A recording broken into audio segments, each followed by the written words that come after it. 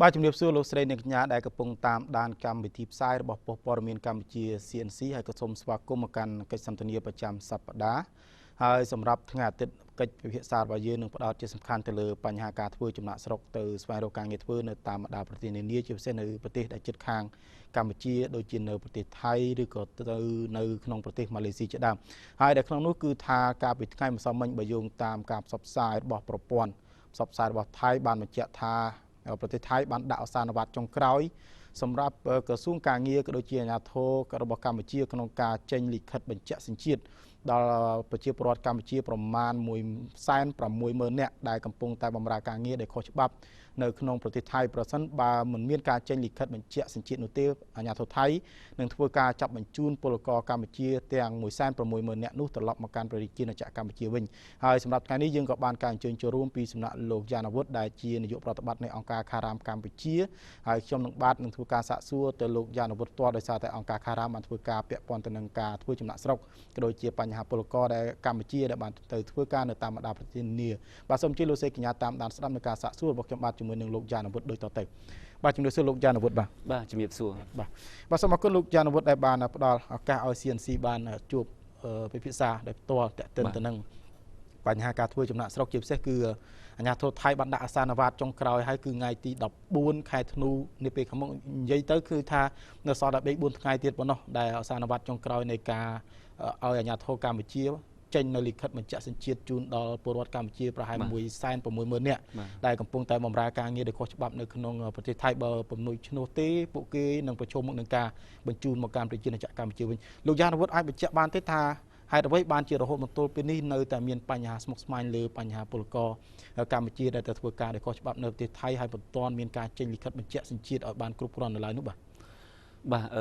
សូមអរគុណខាងទូត CNC ដែលបានជួយរូបខ្ញុំតំណាងឲ្យអង្គការ CARAM មកធ្វើការបកស្រាយទៅលើបញ្ហានេះតាមពិតសម្រាប់បទពិសោធន៍ដែលខ្ញុំឃ្លាំមើលកន្លងមកណាពីព្រោះការបញ្ជាការពន្យាពេលក្នុងការបញ្ជាក់សញ្ជាតិនេះបើតាមដែលខ្ញុំចាំបានគឺតាំងពីឆ្នាំ 2009 នៅពេលហ្នឹងគឺមានខាងកតកាល័យរបស់នាយករដ្ឋមន្ត្រីអភិសិទ្ធណាធ្លាប់ធ្វើការពជាពេល 2009 មកហើយក្រោយមកពជាទៀតពជា 3-4 ដងទៅហើយអញ្ចឹងនេះគឺជាចុងក្រោយហើយអញ្ចឹងបើតាមដែលខ្ញុំសង្កេតមើលទៅបញ្ហានេះវាមិនមែនជាបញ្ហាលើកទី1ទេដែលក្នុងការពន្យាក្នុងការបញ្ជាក់សញ្ជាតិយើងត្រូវដឹងថានៅក្នុងប្រទេសថៃនេះមិនមែនមានក្នុងចំណោមពលករប្រហែលជាជាង 3 លាននាក់ណា3លាននាក់ហ្នឹងគឺមានតាំងពីភូមាលំដាប់ទី1ទី2គឺឡាវទី3គឺកម្ពុជាហើយក្នុងហ្នឹងតាមទិន្នន័យដែលខ្ញុំសម្ភាសជាមួយនាយកអង្គការរ៉ាក់ថៃហ្នឹងគឺក្នុងហ្នឹងមានកម្ពុជាប្រហែលជា 15% បាទ 15% នៃចំនួន3លាននាក់ចំនួនជាង 3 លាននាក់បាទអញ្ចឹងសម្រាប់ខ្ញុំមិនគិតថានឹងមានការចាប់បញ្ជូនចំនួនដ៏ច្រើនរាប់ម៉ឺននាក់រហូតដល់ 160,000 នេះ6 10,000នេះខ្ញុំគិតថាมันអាចធ្វើអញ្ចឹងបានទេពីព្រោះខ្ញុំវិភាគតាមលក្ខណៈសេដ្ឋកិច្ចមានន័យថាបើសិនជាការចាប់បញ្ជូនដោយកំហុកដោយចំនួនច្រើនរបៀបនេះគឺថាទី1វាធ្វើឲ្យប៉ះពាល់នៅក្នុងសេដ្ឋកិច្ចប្រទេសថៃគឺថាប្រទេសថៃនឹងខ្វះនឹងនៅកម្លាំងពលកម្មពីព្រោះយើងដឹងហើយថាពលករដែលមិនមានឯកសារគឺបើសិនជាតកែគាត់ជួលគឺគាត់ជួលក្នុងតម្លៃមួយថោកហើយយើងដឹងថាការងារគឺជាការងារដែលពលរដ្ឋគេមិនសូវចូលចិត្តធ្វើចឹងបានជាត្រូវការកម្លាំងពលកម្មពីប្រទេសជិតខាងដែលជាគេហៅថាការងារមិនមានជំនាញនឹងទៅធ្វើអញ្ចឹងបើសិនជាចាប់បញ្ជូនមករបៀបយ៉ាងហ្នឹងគឺថាតើរោងចក្រនេះជាពិសេសគឺរោងចក្រឧស្សាហកម្មធំសហគ្រាសខ្នាតតូចខ្នាតមធ្យមវានឹងមានផលប៉ះពាល់ដោយសារការខ្វះកម្លាំងពលកម្មបាទពីព្រោះអ្នកទាំងអស់ហ្នឹងគឺជួលថោកហើយយើងមើលតាមបទពិសោធន៍កន្លងមកតើកែខ្លះក៏គាត់ឲ្យលុយតើកែខ្លះក៏គាត់មិនឲ្យលុយអញ្ចឹងគឺថាជាចម្ពាក់គាត់ពីមួយខែទៅមួយខែដល់ថ្ងៃណាមួយច្រើនដែលមិនថារាប់គ្នារាប់រយអ្នកច្រើនទៅអាចឆែករកឯកសារអត់មានគឺធ្វើការចាប់បញ្ជូនមកអញ្ចឹងសម្រាប់ទស្សនៈខ្ញុំមិនគិតថានឹងអាចមានការចាប់បញ្ជូនមកដោយកំហុកយ៉ាងហ្នឹងទេវាអាចនឹងធ្វើឲ្យប៉ះពាល់សេដ្ឋកិច្ចនៅក្នុងប្រទេសថៃទី2ចំណុចទី2យើងគិតថាអាចនឹងធ្វើការពន្យាសារជាថ្មីម្ដងទៀត បាទគឺថាប្រទេសថៃអាចនឹងធ្វើការពន្យាថាលើមួយឆ្នាំឬក៏2ឆ្នាំទៀតឬក៏អាចចេញជាឯកសារពិសេសអីក្នុងលក្ខណៈបន្ទាន់មួយសិនណាដើម្បីមើលទៅកុំឲ្យមានលក្ខណៈមួយខុសទៅនឹងបទបញ្ជាណាបទបញ្ជាដែលខាងទីស្តីការឬក៏ខាងកតកាឡៃសម្ដេចនាយករដ្ឋមន្ត្រីខាងថៃនឹងគេចេញមកហ្នឹងកុំឲ្យខុសចឹងយើងអាចធ្វើវិធានការអីផ្សេងដើម្បីធ្វើម៉េចឲ្យពលករដែលមិនមានឯកសារហ្នឹងគាត់អាចនៅធ្វើការជាបណ្ដោះអាសន្ននៅក្នុង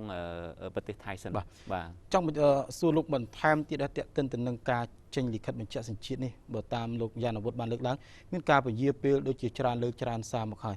តើមូលហេតុអ្វីបានជាប្រជាពលរដ្ឋជាពលករដែលកំពុងធ្វើការងារនៅក្នុងប្រទេសថៃដោយខុសច្បាប់នោះនៅតែមិនព្រមមកទទួលនៅការលិខិតបញ្ជាក់សញ្ជាតិឬក៏មកពីពួកគាត់មិនព្រមមកធ្វើការឲ្យមានលក្ខណៈស្របច្បាប់ទៅតាមលក្ខខណ្ឌឬក៏មានបញ្ហានៃការចន្លោះប្រហោងរបស់ក្រសួងការងាររបស់យើងក្នុងការជួយបំពេញបែបបទជូនដល់បងប្អូនជាពលរដ្ឋទាំងអស់នោះបាទតាមពិតអញ្ចេះក្រសួងរាជរដ្ឋាភិបាលកម្ពុជាយើងតាមរយៈក្រសួងការងារគឺបានបញ្ជូនទៅដោយស្របច្បាប់តាមរយៈក្រុមហ៊ុនជ្រើសពលករដែលទទួលស្គាល់ដោយក្រសួងការងារប៉ុន្តែយើងពិនិត្យមើលតម្លៃដែលយកពីពលករវាមានលក្ខណៈខ្ពស់នៅឡើយអញ្ចឹងពលករមិនសូវចូលចិត្តទៅតាមលក្ខណៈស្របច្បាប់ទេប្រព័ន្ធស្របច្បាប់ទេគាត់ចូលចិត្តទៅតាមខុសច្បាប់វាហៅថាវាលឿនជាងចំណាយលុយប្រហែលជា2000ទៅ3000បាតអីគឺថាគាត់អាចឆ្លងចូលទៅក្នុងទឹកដីថៃតែមួយថ្ងៃអីបានណាប៉ុន្តែបើសិនជាយើងទៅដោយស្របច្បាប់តាមរយៈក្រុមហ៊ុនជ្រើសពលករគឺត្រូវមានការពិនិត្យឈាមណាពិនិត្យឈាមគឺពិនិត្យតាំងពីមានផ្ទៃពោះតាំងពីក្លុងលបែងបាទកាមរោគបាទដែលពីមុនមានពិនិត្យតាំងពីអេតទៅទៀតណាប៉ុន្តែឥឡូវមានការលុបចោលហើយអញ្ចឹងវាយូរហើយត្រូវធ្វើនីតិវិធីបែបបត់អីផ្សេងតម្រាំថាបានយល់ព្រមហើយរៀបចំវាត្រូវការរយៈពេលយូរវាអស់តម្លៃច្រើនអញ្ចឹងហើយបានជាពលរដ្ឋយើងចូលចិត្តទៅដោយខុសច្បាប់នៅក្នុងប្រទេសថៃអញ្ចឹងបើសិនជាយើងមើលនៅក្នុងទិន្នន័យដែលខ្ញុំទទួលបានកាលពីប្រហែលខែមុនពីនាយកអង្គការឈ្មោះថា Rak Thai Foundation ហ្នឹងដែលគាត់បានផ្ដល់ព័ត៌មានឲ្យយើងហ្នឹងគឺថាក្នុងចំណោមជាង3លាននាក់ហ្នឹងគឺកម្ពុជាប្រហែលជា 15% ហ្នឹងមានន័យថាបើសិនជាយើងមិនធ្វើការបញ្ជាក់សញ្ជាតិយើងអត់ដឹងថាសញ្ជាតិមួយណាជាពលករណាទេពីព្រោះនៅក្នុងប្រទេសថៃពលករវាមានតាំងពីឡាវហើយនិងភូមាយ៉ាម៉ាណាអញ្ចឹងដើម្បីចេញថាអ្នកនឹងជនជាតិអីតើតើមានការបញ្ជាក់សញ្ជាតិបានគេអាចចេញបានអនុញ្ញាតការងារអីឲ្យហើយមួយទៀតការបញ្ជាក់សញ្ជាតិវាងាយស្រួលក្នុងការធ្វើបានអនុញ្ញាតការងារដែរពីព្រោះនៅក្នុងប្រទេសថៃហ្នឹងអ្នកដែលទៅដោយមិនមានឯកសារដែលយើងហៅថាខុសច្បាប់ហ្នឹងគឺគាត់អាចឆ្លងតាមក៏អាចទៅចុះបញ្ជីនៅប្រទេសថៃហ្នឹងក៏បានដែរព្រោះយើងមានការយោគយល់ជាមួយគ្នាគឺយើងធ្វើការចុះបញ្ជីជាមួយនឹងភាគីថៃហ្នឹងបាទខ្ញុំចង់សួរលោកបញ្ជាក់បន្ថែមតិចតេតិនទៅនឹងការចេញលិខិតបញ្ជាក់សញ្ជាតិនេះ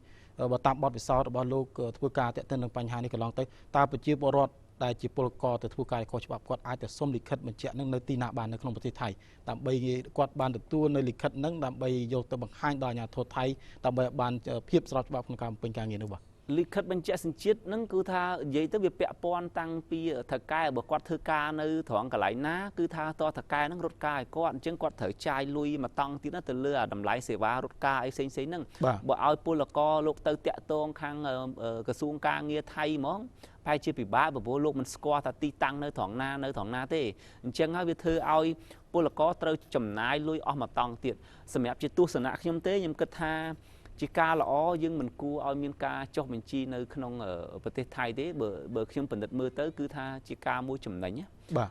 ហើយវាជំរុញឲ្យពលរដ្ឋខ្មែរយើងចេះតែធ្វើចំណាក់ស្រុកដោយខុសច្បាប់ឬក៏ដោយបថុយបឋានទៅកាន់ប្រទេសថៃព្រោះអាងអីចុះបញ្ជីនៅប្រទេសថៃហ្នឹងអញ្ចឹងបើយើងគិតផ្នែកសេដ្ឋកិច្ចវាធ្វើឲ្យគឺថៃអាចប្រមូលលុយបានរាប់លានដុល្លារអំពីការចុះបញ្ជីហ្នឹងណាបាទចុះបើសិនជាយើងធ្វើការចុះបញ្ជីនៅក្នុងប្រទេសយើងវិញយើងមានតម្លៃមួយសមស្របណាគឺថាធ្វើម៉េចឲ្យពលរដ្ឋអាចមានលទ្ធភាពចុះបញ្ជីនៅស្រុកយើងបានជាជាងទៅចុះនៅស្រុកថៃមានថាអានឹងរដ្ឋាភិបាលយើងក៏អាចយកលុយហ្នឹងលុយពីការចុះបញ្ជីរបស់ពលករទៅធ្វើការស្របច្បាប់ហ្នឹងសម្រាប់ចំណែកណាមួយយកមកជួយនៅក្នុងការពារពលករវិញដែរជួយពលករពេលដែលមានបញ្ហារឿងអីមួយកើតឡើងដែរអានឹងក៏ជាចំណែកមួយចំណេញ ចំណេញនេះក្រៅអំពីការផ្ទេរលុយផ្ញើរបស់ពលករចឹងអាលុយដែលបានការចុះបញ្ជីនឹងជួយមួយផ្នែកទៀតសម្រាប់យកទៅបង្កើនយន្តការពារឬក៏ធ្វើអីមួយសម្រាប់ផលប្រយោជន៍ពលករក៏ជាមួយរឿងមួយចំណេញសម្រាប់ជាតិយើងដែរអញ្ចឹងសម្រាប់ទស្សនៈខ្ញុំណាបាទខ្ញុំថាការចុះបញ្ជីនៅប្រទេសថៃហ្នឹងគឺថាយើងគួរតែរៀបចំឲ្យមានការចុះបញ្ជីនៅប្រទេសយើងចាំបញ្ជូនទៅវិញហើយឲ្យតម្លៃដែលយកខ្ពស់បច្ចុប្បន្នហ្នឹងគឺថាឲ្យមានតម្លៃមួយទាបអាចឲ្យពលករចុះបញ្ជីស្រុកយើងបានហើយទៅបញ្ជូនទៅធ្វើការស្រុកថៃនេះជារឿងមួយល្អបាទបើតាមលោកយ៉ានុវុធបានលើកឡើងការយន្តការនៃការជំរុញឲ្យពួកគាត់ទៅទទួលបាននៅលិខិតបញ្ជាក់សញ្ជាតិឬក៏ទៅចុះបញ្ជីនៅក្នុងប្រទេសថៃមើលទៅនៅតែជាបញ្ហាស្មុគស្មាញមិនអាចដោះស្រាយបានទេមើលទៅមែនទេលោកបាទបញ្ហានេះវានិយាយទៅវាជារឿងបញ្ហាមួយស្មុគស្មាញហើយវាពាក់ព័ន្ធទៅនឹងរឿងផ្នែកសេដ្ឋកិច្ចទៀតបាទអានេះតើថ្នាក់ដឹកនាំធំលោកពិចារណាទៅលើចំណុចហ្នឹងថាតើការចុះបញ្ជីនៅប្រទេសថៃវាចំណេញអីខាតអីការដែលមានរៀបចំមានការចុះបញ្ជីនៅកម្ពុជាវាចំណេញអីខាតអីតែសម្រាប់ទស្សនៈខ្ញុំផ្ទាល់ខ្ញុំគិតថាបើសិនជាយើងអាចរៀបចំឲ្យមានការចុះបញ្ជីនៅប្រទេសខ្មែរយើងមុននឹងបញ្ជូនពលករទៅវាជាការមួយល្អបាទជាជាងឆ្លងកាត់ការបញ្ជាក់សញ្ជាតិហើយរៀបចំឲ្យមានបែបបត់គេហៅថាចេញបានការងារនិងពិនិត្យសុខភាពអីនៅប្រទេសថៃទៀតអញ្ចឹងយើងធ្វើពីស្រុកយើងទៅឲ្យហើយតែម្ដងទៅវាជាការមួយល្អបើកុំឲ្យពលករមានភាពស្មុគស្មាញព្រោះការណាទៅដល់ប្រទេសថៃគាត់មិនមែនទៅធ្វើខ្លួនគាត់ផ្ទាល់ទេគឺគាត់ត្រូវរត់ការតាមថៅកែក្តីតាមមេខ្យល់ក្តីឬក៏តាមគេហៅថាឈ្មួញកណ្ដាលណាគាត់ព្យាយាមរត់ការរឿងហ្នឹងអញ្ចឹងអាតម្លៃហ្នឹងវារត់កើនឡើងបន្ថែមទៀត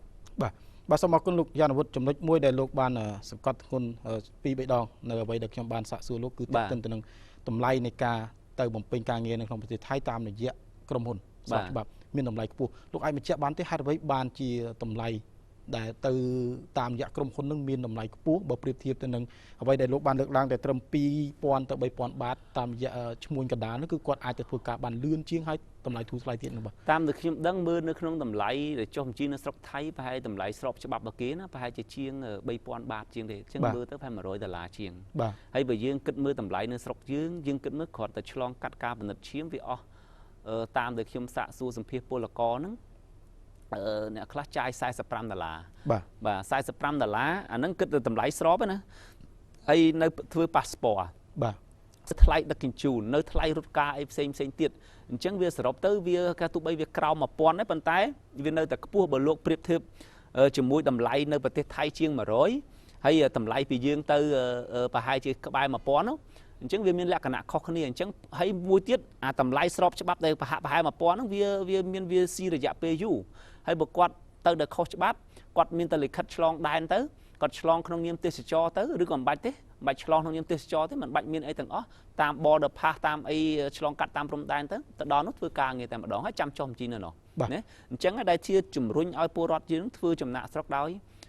បថុយបឋានឬក៏យើងហៅថាដោយខុសច្បាប់ចូលទៅក្នុងទឹកដីប្រទេសថៃហ្នឹងបាទចំណុចមួយលោកបានលើកឡើងគឺថាមានន័យថាពលករម្នាក់មុននឹងបានទៅធ្វើការដោយស្របច្បាប់នៅប្រទេសថៃតាមរយៈក្រុមហ៊ុនឯកជននៅក្នុងកម្ពុជាគឺគាត់ត្រូវចំណាយប្រាក់រហូតដល់ជិត$1000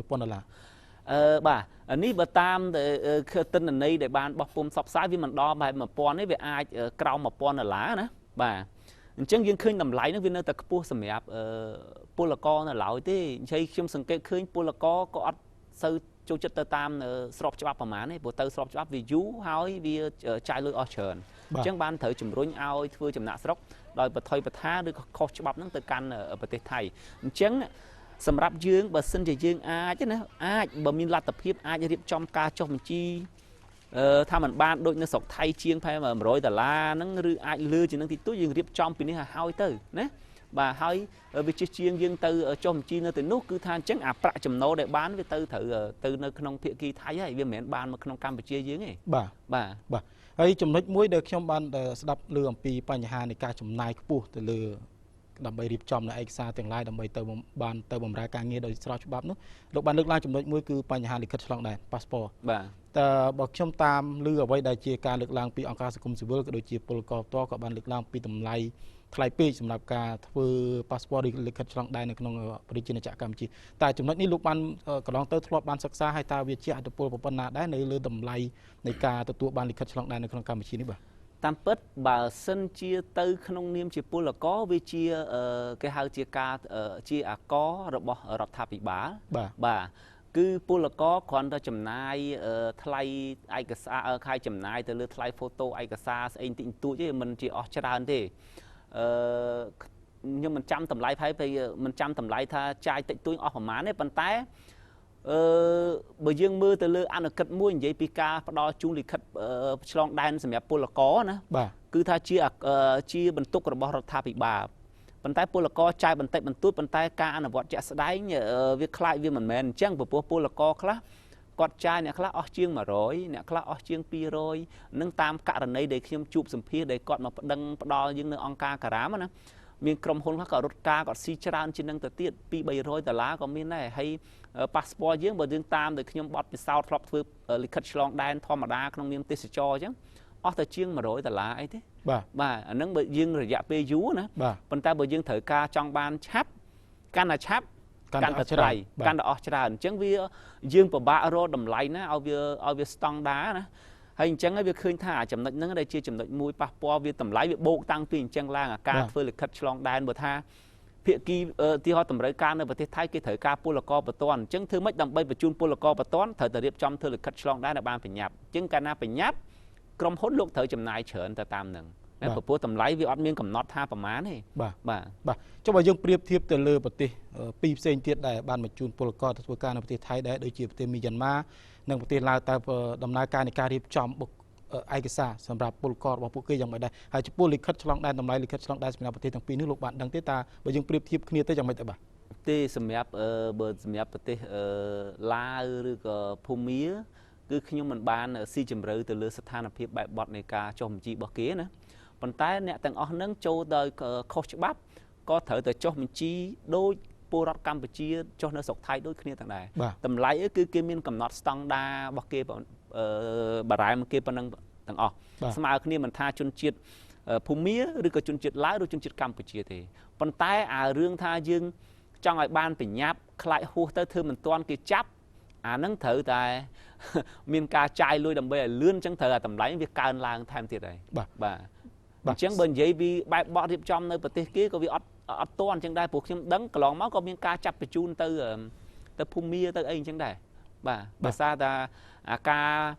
ចុះទៅបច្ចេកសញ្ជាតិហ្នឹងវាមិនទាន់ពីព្រោះមានពេលណាយើងត្រូវដឹងចេះការលំបាកណា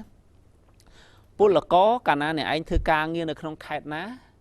ត្រូវចុះបញ្ជីនៅខេត្តហ្នឹងហើយมันអាចដើរពីខេត្តមួយទៅខេត្តមួយបានទេកាលណាដើរកាលណាគេឆែករកអត់មានឃើញកាតយើងធ្វើការទៀតយើងធ្វើការនៅខេត្តត្រាតយើងទៅធ្វើការនៅខេត្តបុរីរាមអីផ្សេងទៀតគឺអត់បានទេគេឃើញគេចាប់យើងណាចឹងរដ្ឋបិទសេរីភាពហ្នឹងក៏ជាការមួយលំបាកដែរហើយមួយទៀតនៅក្នុងម៉ោងធ្វើការងារការអាចទៅរៀបចំចុះបញ្ជីបានតតែថៅកែហ្នឹងលោកអនុញ្ញាតហើយចុះបើសិនថៅកែលោកមិនអនុញ្ញាតតើយើងអាចទៅចុះបញ្ជីបានទេពិបាកអញ្ចឹងត្រូវទៀមទីឲ្យមានកិច្ចសហការពីថៅកែទៀតហើយខ្ញុំដាក់សំណួរសួរវិញថាតើថៅកែហ្នឹងលោកចូលចិត្តជួពលករស្របច្បាប់ឬក៏ពលករមិនស្របច្បាប់បាទចម្លើយគឺថាប្រកាសជាចូលចិត្តជួពលករដែលមិនស្របច្បាប់បាទព្រោះអីតម្លៃថោកបាទគ្មានសិទ្ធិតវ៉ាគ្មានលក្ខខណ្ឌការងារអីគោរពទៅតាមផ្លូវច្បាប់អីច្រើនទេព្រោះអ្នកអត់មានឯកសារណាបាទអញ្ចឹងអាហ្នឹងដែលជាផ្នែកមួយចំណេញណាចំណេញទៅដល់សេដ្ឋកិច្ចនៅក្នុងប្រទេសថៃហ្នឹងបាទសូមអរគុណលោកយ៉ានវុធដែលយើងត្រឡប់មកលើបញ្ហាសុវត្ថិភាពរបស់ពលករយើងវិញម្ដងបើសិនវាពួកគាត់នៅតែបន្តដែលពុំមានលិខិតស្នាមត្រឹមត្រូវទៅតាមអ្វីដែលជាការកំណត់របស់អាជ្ញាធរថៃហើយដូចលោកបានលើកឡើងនៅពេលខ្លះហ្នឹងថាកែជពាក់លុយដល់ជពាក់លុយច្រើនពេកទៅមានពេលខ្លះក៏ប្តឹងប៉ូលីសឲ្យមានការចាប់ខ្លួនអញ្ចឹងវាធ្វើឲ្យបាត់បង់នៅផលប្រយោជន៍បាត់បង់នៅពេលវេលាសម្រាប់ពួកគាត់ដែលបានទៅបំពេញការងារតែយើងត្រឡប់មកវិញដើម្បីឲ្យពួកគាត់ទទួលបាននៅលិខិតជាផ្លូវការពីអាជ្ញាធរថៃគួរតែកម្ពុជាអាជ្ញាធរកម្ពុជាជាពិសេសក្រសួងការងារគួរតែបង្កើតយន្តការបែបណាដើម្បីជួយសម្រួលពួកគាត់ក្នុងការទទួលបាននៅលិខិតបញ្ជាក់សញ្ជាតិក៏ដូចជាលិខិតឲ្យបម្រើការងារជាបណ្ដោះអាសន្ននៅក្នុងប្រទេសថៃនេះបាទខ្ញុំមិនហ៊ានថាបង្កើតយន្តការបែបណាទេប៉ុន្តែគ្រាន់តែថាសំខាន់ណាយើងមានការទៅជែកគ្នាទៅយោគយល់ជាមួយគ្នាទៅហើយបើជាការល្អរៀបចំឲ្យមានជាកិច្ចព្រមព្រៀងទ្វេភាគីហើយបន្ទាប់មកទៀតយើងបង្កើតជាយន្តការអិតអ្នកដែលបច្ចេកទេសដែលធ្វើការងាររឿងទៅជែកហ្នឹងទៅថាយើងគួររៀបចំតម្លៃប្រមាណរៀបចំឲ្យចុះបញ្ជីនៅស្រុកខ្មែរយើងឲ្យហើយទៅជាជាងយើងទៅចុះនៅប្រទេសគេកាលណាយើងចុះនៅប្រទេសគេវាធ្វើឲ្យបែបបត់ហ្នឹងវាអញ៉េអញ៉ៃហើយខ្ញុំមើលតាមបទពិសោធន៍ខ្ញុំឃើញកន្លងមក បញ្ជាក់សញ្ជាតិនេះបើយាហើយបើយាទៀតបើយាហើយបើយាទៀត3 4 ដងទៅហើយអញ្ចឹងខ្ញុំគិតថាបើសិនជាមួយសែន 60000 នេះអត់ឯកសារអញ្ចឹងខ្ញុំគិតថាអាចនឹងធ្វើការពជាមួយសាទៀតអាចពជាមួយឆ្នាំទៀតឬក៏ប្រហែលឆ្នាំទៀតឬក៏អាចចេញបានអីបដោះអាសន្នអញ្ចឹងគួរតែមានយន្តការទៅជែកជាមួយគ្នារៀបចំឲ្យមានការចុះបញ្ជីពីប្រទេសកម្ពុជាទៅចាំបញ្ជូនទៅជាការល្អបាទហើយមួយទៀតគួរតែបង្កើតដែរបើសិនជាថៅកែណាហ៊ានជួលពលករខុសច្បាប់អ្នកឯងត្រូវទទួលការផ្ដន់ទោសទៅតាមផ្លូវច្បាប់ពេលហ្នឹងតកែលែងហ៊ានជួលបាទប៉ុន្តែលោកសួរថាអាចធ្វើបានមិនងាយព្រោះអាហ្នឹងវាពាក់ព័ន្ធនឹងផ្នែកសេដ្ឋកិច្ចប្រទេសណាក៏ដោយបាទគឺគេគិតអំពីប្រយោជន៍សេដ្ឋកិច្ចរបស់ប្រទេសគេអញ្ចឹងរហូតមកទល់ពេលហ្នឹងយើងមានន័យថាអាជ្ញាធរថៃនៅពុំទាន់បានរឹតបន្តឹងទៅលើក្រុមហ៊ុនឬក៏សហគ្រាសនានាអំពីការជ្រើសរើសពលករទេមែនទេបាទពេលខ្លះវានៅធូររលុងដែរពីព្រោះយើងឃើញឥឡូវលោកមើលហេតុអីបានជានៅមានពលកររហូតដល់ 160,000 ហ្នឹងគ្រាន់តែរកឃើញស្ថិតិផ្លូវការណានៅអាក្រៅផ្លូវការទេដឹងប្រហែលបាទអញ្ចឹងមានន័យថាបង្ហាញនេះតន្ន័យប៉ុណ្ណឹងបង្ហាញថាច្បាប់ហ្នឹងមិនត្រូវបានអនុវត្តដោយតឹងរឹងទេនៅធូររលុងនៅខ្វះចន្លោះនៅឡើយទេអញ្ចឹងបើសិនជាមានការអនុវត្តច្បាប់ឲ្យតឹងតែងត្រូវកែនៅដូចនៅសិង្ហបុរីអញ្ចឹងតកែណាហ៊ានជួពលករដោយមិនមានឯកសារខុសច្បាប់គឺថាតកែត្រូវផាកពិន័យហើយត្រូវផ្ដន់ទោសអញ្ចឹងតកែប្រកាសជាលែងហ៊ានហើយបាទលោកបានលើកឡើងចំណុចមួយដែលធ្វើឲ្យខ្ញុំបាននឹកឃើញអាជ្ញាធរថៃបានបញ្ជាក់ថានៅមានពលករខ្មែរដែលខុសច្បាប់ 160,000 នាក់ហាក់ដូចជាគាត់បានដឹងហើយថាកម្ពុជានៅសល់ 160,000 នាក់ទៀតតែអ្វីដែលនៅជាបញ្ហាដែលមិនទាន់អាចគេហៅថាចេញនៅលិខិតធ្វើការជាបរិយាសនជូនពួកគាត់បាននោះតើបញ្ហាអ្វីដែលលោកមើលឃើញនៅពីក្រោយនៅបញ្ហានេះបាទបញ្ហាដែលมันអាចចេញលិខិតបញ្ជាក់សញ្ជាតិឲ្យគាត់បានណាបញ្ហាវាទៅត្រង់ថាយើងជាប្រទេសមួយជាប់ព្រំដែនជាមួយគ្នាឆ្លងគាត់ថាឥឡូវអ្នកភូមិផងរបងជាមួយគ្នាដើរឆ្លងមិនចាំបាច់មានលិខិតឆ្លងដែននោះវាស្គាល់គ្នាហើយអញ្ចឹងចង់ឆ្លងទៅប្រទេសថៃដូចជាមិនមានការលំបាកទេសម្រាប់ពលរដ្ឋយើងដែលមានភូមិផងរបងដូចជាខេត្តយើងមើលដូចជាខេត្តត្រាតខេត្តបន្ទាយមានជ័យជាប់ចោះគ្នានឹងខេត្តកោះកុងហើយខេត្តស្អីមួយចំនួនទៀតហ្នឹងអញ្ចឹងមិនពិបាកឆ្លងទេអញ្ចឹងខ្ញុំដាក់សំណួរសួរវិញបើសិនជាឲ្យមានពលករស្របច្បាប់ទាំងអស់ចុះឲ្យតាន់ហ្មងណាក៏ជារឿងមួយពិបាកដែរគឺថាកម្លាំងពលកម្មវាថ្លៃបន្តិចហើយមួយទៀតត្រូវគោរពទៅតាមច្បាប់ការងារនៅប្រទេសថៃពេលបុណ្យទានពេលស្អីហ្នឹងគឺត្រូវតែអនុវត្តទៅតាមច្បាប់អញ្ចឹងហើយបានខ្ញុំដាក់សំណួរសួរថាហេតុអ្វីបានជានៅមានតែពលករខុសច្បាប់ចុះបញ្ជីហើយចុះអត់ចេះចប់សោះហើយមួយទៀត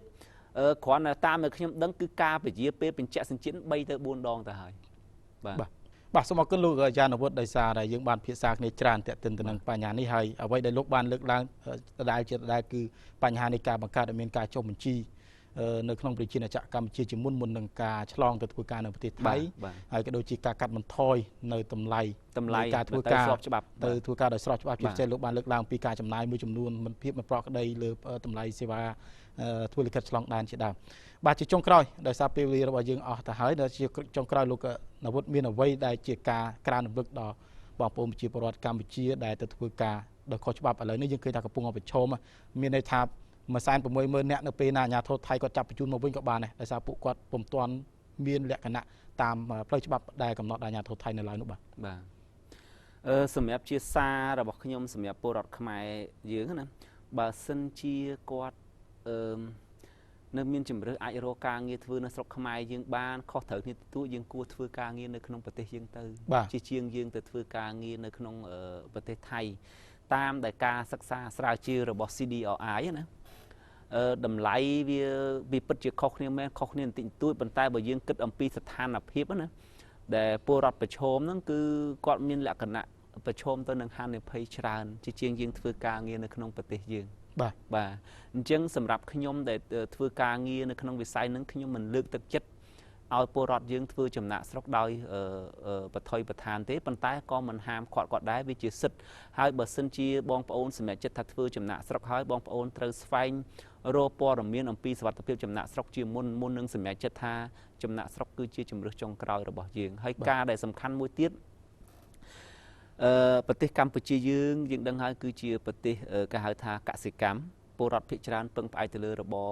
ជាកសិករណាអញ្ចឹងបើសិនជាយើងអាចរៀបចំគឺហៅថាប្រព័ន្ធគេហៅគោលនយោបាយទឹកបច្ចេកវិទ្យាកសិកម្មនេះជួយដល់ប្រជាពលរដ្ឋយើងឲ្យបានច្រើននៅតាមជាពិសេសខេត្តដែលនៅឆ្ងាយដែលខ្វះទឹកណាខ្ញុំគិតថានេះក៏ជាចំណែកមួយជួយដែរហើយក៏ជាសក្តានុពលសម្រាប់កម្ពុជាយើងនៅពេលដែលត្រៀមខ្លួនធ្វើគេហៅថាសមារណកម្មសេដ្ឋកិច្ច2015ខាងមុខនឹងដែរបាទហើយវិស័យទេសចរក៏ជាផ្នែកមួយល្អសម្រាប់ប្រទេសកម្ពុជាយើងដែរយើងអាចកែច្នៃពង្រីកសេវានឹងធ្វើម៉េចឲ្យសេវានឹងវាកាន់តែល្អថែមទៀតយើងនឹងអាចតាក់ទាញភ្ញៀវទេសចរពីពិភពលោកមកគឺបានរាប់លានអ្នកអញ្ចឹងក៏ជាឱកាសមួយបង្កើតការងារដល់ពលរដ្ឋរបស់យើងដែរហើយមួយទៀតយើងគួរតែត្រៀមសម្រាប់គេហៅថាបណ្ដុះបណ្ដាពលរដ្ឋយើងពីពេលឥឡូវដើម្បីឲ្យមានជំនាញជាហៅថាត្រៀមពីពលករដែលមិនមានជំនាញទៅជាពលករមានជំនាញដើម្បីគាត់អាចមានប្រាក់កម្រៃខ្ពស់ជាងនឹងពីព្រោះខ្ញុំបារម្ភថាបើសិនជាថ្ងៃក្រោយរដ្ឋាភិបាលយើងអាចតាក់ទាញការវិនិយោគពីក្រៅប្រទេសមកបានច្រើនខ្លាចថាយើងមិនមានកម្មករជំនាញក្នុងការផ្ដល់ឲ្យគេណាអញ្ចឹងក៏ជាចំណុចមួយដែលយើងគិតគូរត្រូវពិចារណាទៅលើចំណុចនឹងដែរជាជាងយើងនៅតែបន្តបញ្ជូនពលរដ្ឋយើងដោយមិនមានជំនាញទៅធ្វើការងារនៅក្រៅប្រទេសជាពិសេសដូចជាប្រទេសម៉ាឡេស៊ីក្តីប្រទេសថៃក្តីបាទសូមអរគុណបាទសូមអរគុណលោកកញ្ញាបាទលោកស្រីនិងកញ្ញាជាទីគោរពលោកស្រីកញ្ញាទើបតែបានតាមដានស្ដាប់និងទស្សនានៅការសាកសួររបស់ខ្ញុំបាទជាមួយនឹងលោកយ៉ានវុធដែលជានាយកប្រតិបត្តិនៃអង្គការCARAMកម្ពុជាទាក់ទិនទៅនឹងស្ថានភាពមួយចំនួនរបស់ពលករកម្ពុជានៅក្នុងប្រទេសថៃជាពិសេសគឺការប្រកាសជាផ្លូវការរបស់អាជ្ញាធរថៃដែលក្នុងការគ្រងចាប់បញ្ជូនឲ្យត្រឡប់មកវិញនៅពលករកម្ពុជាដែលកំពុងតែបម្រើការងារដោយខុសច្បាប់ប្រមាណ 160,000 នាក់នៅក្នុងប្រទេសថៃហើយដែលក្នុងនោះគឺការបរិច្ឆេទចុងក្រោយគឺនៅថ្ងៃទី14 ខែធ្នូប៉ុន្តែទោះយ៉ាងណាបើយោងតាមការអង្កេតរបស់លោកយ៉ានវុធផ្ទាល់បានបញ្ជាក់ជូនលោកស្រីកញ្ញាហើយគឺថាមានការពន្យាពេលជាច្រើនលើកច្រើនសារមកហើយប៉ុន្តែទោះយ៉ាងណាក៏ពុំមានការលើកទឹកចិត្តឲ្យបងប្អូនប្រជាពលរដ្ឋកម្ពុជាក្នុងការឆ្លងទៅធ្វើការនៅប្រទេសថៃដោយខុសច្បាប់នោះដែរហើយយើងសង្ឃឹមថាក្រសួងការងារនិងមន្ត្រីវិជ្ជាជីវៈក៏ដូចជាស្ថាប័នពាក់ព័ន្ធដទៃទៀតនឹងរកយុទ្ធសាស្ត្រក៏ដូចជាវិធីបែបណាដើម្បីលើកទឹកចិត្តពួកគាត់ឲ្យងាកមកបម្រើការងារនៅក្នុងប្រទេសជាពិសេសគឺការធ្វើចំណាក់ស្រុកដែរប៉ុន្តែគឺទៅដោយស្របច្បាប់ដើម្បីជៀសវាង